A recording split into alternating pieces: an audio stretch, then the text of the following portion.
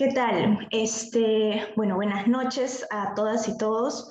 Mi nombre es Estefanía Calderón.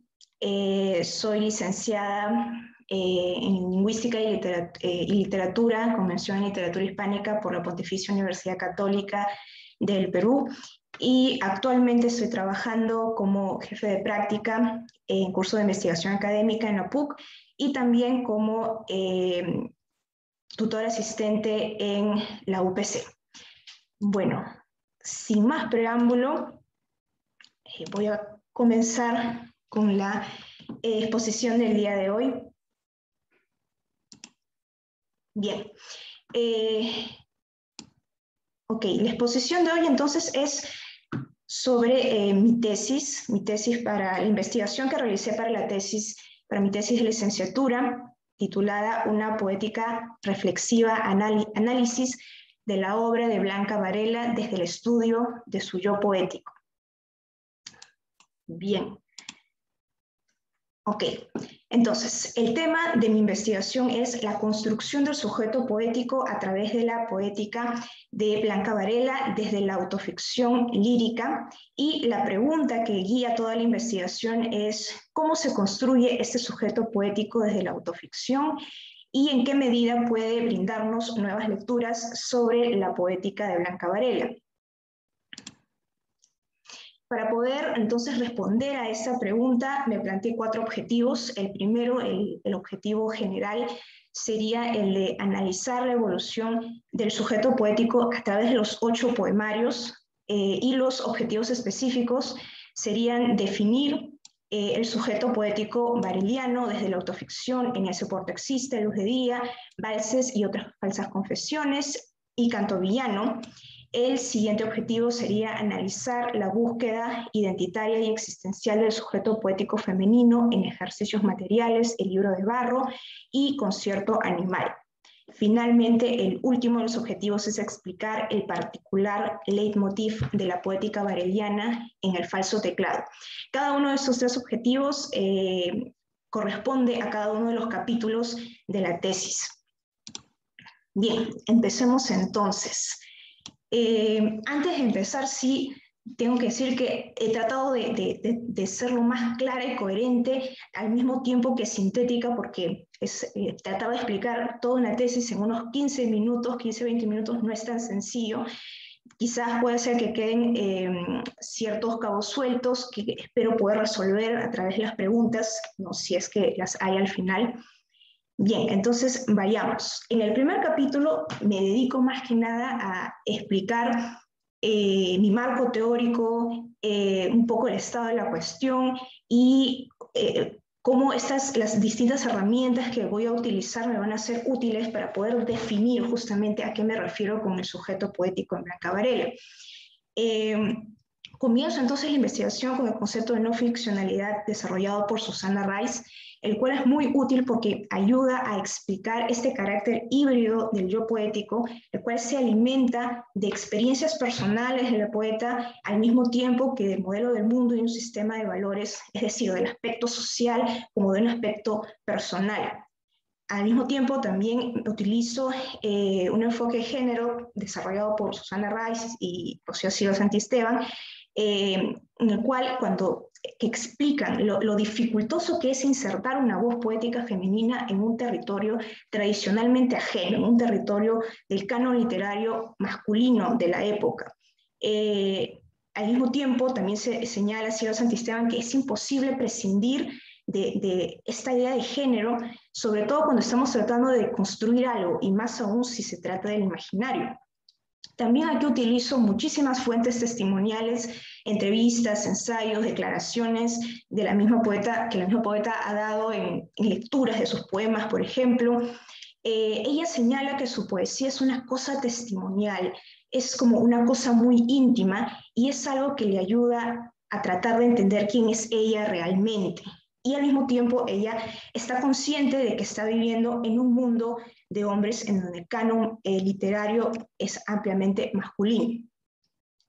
Aquí viene una herramienta teórica que es la que principalmente me va a ayudar y va a estar de inicio a fin en la investigación, que vendría a ser el concepto de autoficción, desarrollado especialmente por Ana Casas y Javier Alarcón.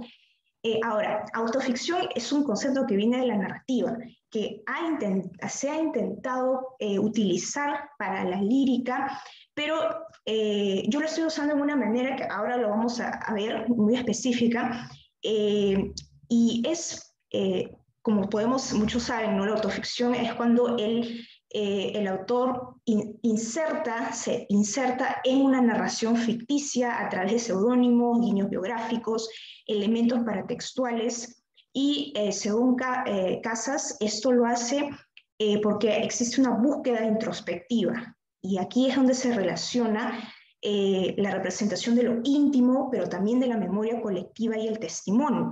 Entonces, aquí yo utilizo este término para plantear que el yo poético es la autoficcionalización de la autora, pues ambos van a compartir obsesiones y la búsqueda por respuestas frente a dudas identitarias y existenciales. Bien, un siguiente problema que se presenta entonces va a ser el hecho de hablar de un solo sujeto poético. En la poesía de Varela hay muchísimas voces, hay muchísimos registros, quizás los registros más claros o evidentes puede ser este de registro masculino, neutro y femenino que atraviesa su obra. Sin embargo, ¿cómo podemos referirnos a una sola identidad cuando existe toda esta multiplicidad de voces? Entonces, la respuesta que aquí que planteamos es que, bueno, según Kenneth Yergin, que es un psicólogo social, propone que la identidad sería una polifonía de voces, una multiplicidad de relaciones que habitan un yo. Entonces, si asumimos, ¿no?, que esta polifonía de voces desde una perspectiva bastiana es una pluralidad que puede habitar una conciencia, entonces podríamos decir que el yo poético es uno multifacético, pues está conformado de una polifonía de voces en constante evolución. Una vez que tenemos definido estos dos aspectos, ¿no?, el yo poético lo tenemos como una ficcionalización y al mismo tiempo como un conjunto de voces en constante diálogo y evolución, podemos pasar al siguiente capítulo en donde pretendemos responder a estas principales indagaciones que vendría a ser sobre la identidad, sobre la mortalidad y sobre el propósito de la vida. Vemos entonces que este yo poético encuentra la herramienta que encuentra para poder darse respuesta a estas indagaciones es el diálogo con un interlocutor dentro del poema. Ahora, este interlocutor puede asumir distintas personalidades, podríamos decirlo. En algunos momentos se lo identifica como un ser amado, en otros como un hijo, en otros como un animal, algunas veces como un artista o como un escritor. Este tú poético, vamos a llamarlo de esta manera, este tú poético, este interlocutor con el que el yo poético habla, va a tener muchas máscaras y en última instancia va a pasar a identificarse con el propio sujeto lírico y a confundirse con él. Entonces, de ahí que se llama este capítulo, ¿no?, una poética reflexiva, porque no solamente se trata de reflexión en cuanto a pensar, en cuanto a pensamiento, sino es reflexiva del reflejo, porque el diálogo, la conversación, esa búsqueda de conocimiento va a ser en realidad una búsqueda de autoconocimiento, porque el yo poético está conversando con su propio reflejo. Entonces, este tú poético lo llamamos así, pero desde la autoficción podríamos decir que es un doble, es el doble.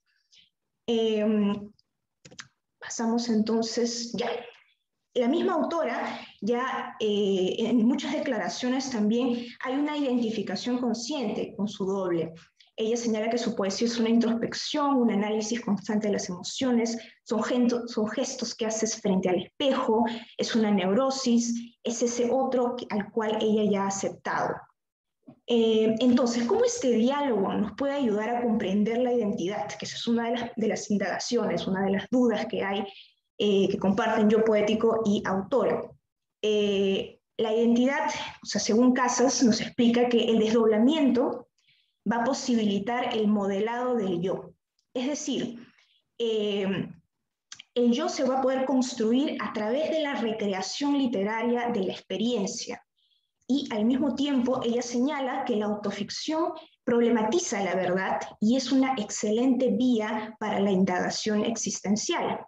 Entonces, el sujeto lírico es una conciencia formada por una multiplicidad de voces, como ya habíamos dicho antes, en constante diálogo y evolución, que están nutridas por la experiencia real, tanto como la experiencia ficticia. El proceso entonces, el proceso de conocimiento, que es este diálogo que estamos hablando, es desgarrador, pero al mismo tiempo es místico. Y decimos que es así porque también va a podernos ayudar a responder preguntas sobre la mortalidad. Y aquí nos vamos a concentrar un poco en ejercicios materiales. Chirinos explica que ejercicios materiales está escrito como en respuesta a los ejercicios espirituales de San Ignacio de Loyola. Estos últimos lo que buscan es plantear una serie de pautas para que el practicante pueda acceder a la trascendencia, a una trascendencia espiritual, a una santidad. Sin embargo, Varela no comparte, digamos, este tipo de trascendencia, este tipo de idea de lo que sería una trascendencia. Para ella la trascendencia es algo material, es algo que corresponde a la carne. Entonces, Chirinos también identifica que ella se dirige hacia un interlocutor, pero ese es un interlocutor femenino y es una lectora ejercitante. Y lo que propone el yo poético a la lectora ejercitante es una búsqueda dentro del cuerpo. De ahí, entonces, fragmentos de su poema, de ahí, como decir, penetrarse a sí mismo, regresar al punto de partida, ese paraíso irrespirable, el gran pozo, el ascenso a la santidad, el lugar de los hechos. Está hablando del cuerpo. El cuerpo entonces se posiciona como ese único umbral que posibilita vida y muerte. El ascenso a la santidad entonces no sería otra cosa que el descenso mundano a la vida, es decir, la reproducción, la gestación, el parto. La trascendencia, entonces aquí la propuesta es esto, ¿no? La trascendencia no es espiritual, sino es material y es posible a través del hijo, a través de la estirpe. El cuerpo es, la muerte es y no es ineludible. Si hay una muerte, la muerte de la conciencia individual, de la identidad individual, esa muere. Sin embargo, hay una trascendencia que va a ser a través de la descendencia, de una conciencia colectiva. Bien, pasamos entonces al siguiente poemario, que vendría a ser el libro de Bar. Aquí Varela explica que ella misma dice en sus declaraciones que acá se siente que es una santurrona, porque esa crudeza con la cual, ese tono tan crudo utilizado en poemarios anteriores cambia, porque aquí el yo se diluye en la humanidad, en la especie. Es un poemario bastante onírico y da cuenta de un viaje dentro del cuerpo en un ámbito prenatal. De ahí que haya tantos símbolos de lo primigenio, como la oquedad, la humedad, el mar. Giannoni también respalda esta lectura. El interior del cuerpo entonces va a ser donde se da la creación de la vida y también a la par la creación de la escritura. Aquí se traza esa relación. El cuerpo entonces va a ser la conexión entre la vida y la muerte, entre lo eterno y lo efímero. Bien, después el siguiente poemario vuelve a cambiar de tono completamente, Concierto Animal. Aquí el yo poético vuelve a esa singularidad y experimenta esa muerte individual, esa muerte personal. Es un poemario oximorónico y pesimista. Decimos oximorónico porque tiene muchos, trata de unir contrarios frente a cualquier lógica. Y es bastante pesimista comparándolo con el anterior poemario. Aquí entonces no podemos olvidar el detalle biográfico. Antes de escribir este poemario, el hijo menor de la poeta fallece y entonces aquí se da una pérdida tanto simbólica como literal del hijo, y la muerte del hijo va a cancelar cualquier posibilidad, la posibilidad de trascendencia que estábamos hablando. Esto se ve claramente reflejado en Si me escucharas. Beach nos dice entonces que la pérdida simbólica del hijo va a causar un proceso de cadaverización en la madre, en el cual se pierde la propia subjetividad y hasta el sentido de la identidad y de orientación. Entonces aquí se entiende, o el yo poético entiende, que para que haya para que esa trascendencia sea posible, ¿no? Para que la creación del hijo y también la creación del poema, ¿no? Para la trascendencia, esta trascendencia sea posible, es necesaria la muerte de la madre creadora. Entonces, aquí es cuando se revela la violencia detrás de la trascendencia, porque es un simultáneo y continuo movimiento circular del tiempo en el que vida y muerte no dejan de sucederse uno a otro. Aquí también se revela que las preguntas existencialistas solo van a tener respuestas a medias y la victoria frente a la muerte nunca va a ser completa. De esa forma, entonces, llegamos al capítulo 3, al epílogo de la asunción en el falso teclado. Aquí es cuando se intenta plantear cuál es el propósito, cuál es el leitmotiv bareliano, y como respuesta decimos que es la persistencia. Ahora explicaremos mejor esto. Habíamos dicho pues que el conocimiento, o para ser más exactos, este autoconocimiento se va a lograr a través del cuerpo, que se posiciona como el umbral en el que el ser humano nace y muere, en este movimiento infinito de la trascendencia. Esta eternidad es circular y evasiva, es una totalidad violenta y oximorónica. Oximorónica porque está puesta por estos dos contrarios, nacimiento y muerte, y es difícil de explicarlo. Estamos tratando de usar estas dos palabras para explicarlo, pero no es preciso, porque es una unidad. Tendríamos que entender esta muerte y vida como una sola unidad, lo cual va más allá es inefable, lo cual es inefable porque el lenguaje no puede expresar la unión de esos contrarios de forma precisa. Entonces aquí la asunción por parte del yo poético va a ser de esta inexactitud. Bien, entonces, llegado a ese momento, cabe hacerse las preguntas, ¿no? ¿Hay victorias o hay fracasos en este viaje?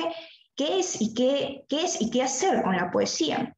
Montalbetti nos dice que la muerte sin opuestos es inefable, que va más allá de la lógica, pues no puede ser expresado mediante el lenguaje, como hemos explicado. Sin embargo, aquí podemos recurrir a un componente extratextual. El falso teclado es el último poemario y está dedicado a alguien, a José Valente, quien fue un poeta amigo de Varela y que, según Salazar, creía que la palabra poética es portadora de una dimensión otra que trasciende lo verbal, que va más allá de lo verbal. Entonces, la poesía se va a posicionar como la herramienta única e ideal para poder decir algo que va más allá del lenguaje y poder explicar o decir algo más frente a algo que desafía toda lógica. Entonces la empresa se convierte en una que pretende traducir el silencio. El leitmotiv bareliano va a ser entonces el de persistir en esta indagación a través de la escritura, así se auguran resultados inexactos y derrota, porque para eso estamos, para morir sobre la mesa silenciosa que suena, en palabras de la autora. Bueno, acá tengo mis conclusiones, que básicamente es un repaso de todo lo que he estado explicando, pero sí me gustaría concluir con la conclusión general. Es ineludible entonces esta intimidad entre la poeta y el yo poético. El autoexamen del yo poético madura en conjunto con la articulación de una identidad femenina que disuelve su individualidad para situarse en la colectividad de la especie humana. De esta forma, elabora una propuesta final sobre la totalidad de la existencia desde el punto de vista femenino. La maduración de esta propuesta va a ir de la mano con la maduración poética, ya que asumir la inexactitud de los resultados de su empresa significa también asumir sus persistentes intentos de su quehacer poético. Bien, y esta sería la bibliografía usada para mis diapositivas, y eso sería todo. Muchísimas gracias por el interés y por estar aquí. Si es que hay alguna pregunta, también podemos resolver en este momento.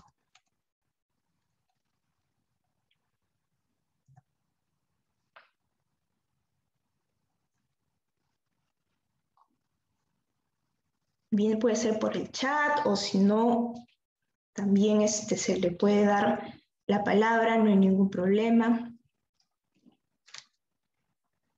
Si no hay ninguna pregunta, sí, me gustaría quizás mencionar algunos detalles, ¿no? Al momento de iniciar toda esta investigación. Nunca pretendí abarcar todos los poemarios. De hecho, al inicio yo solamente iba a tratar del falso teclado, del último, porque había sido el menos trabajado en ese momento. Y bueno, hasta ahora creo que sigue siendo uno de los menos trabajados. Varela es una poeta, la poeta mujer peruana probablemente más conocida, ¿no? Pero ese era mi deseo, el falso teclado. Sin embargo, cada vez que me enfrentaba al texto era inevitable regresar a todos los anteriores poemas, a todos los anteriores poemarios y el hilo conductor de todos ellos siempre fue el yo poético, ese interesante sujeto poético que desde un inicio se mostró tan maduro y solamente continuó madurando más y más. Entonces, tanto yo como mi asesora en ese momento caímos en cuenta que teníamos que analizar toda la obra poética y nos embarcamos en esta titánica tarea, pero que al final rindió sus frutos porque se pudo lograr presentar una lectura distinta, se pudo presentar yo temía realmente que no se pueda decir nada nuevo de alguien, de una poeta tan trabajada, pero sí se pudo lograr hacer una lectura diferente y hacer un aporte más, ¿no? Una pincelada más para poder entender su compleja obra. Y bueno, eso sería todo.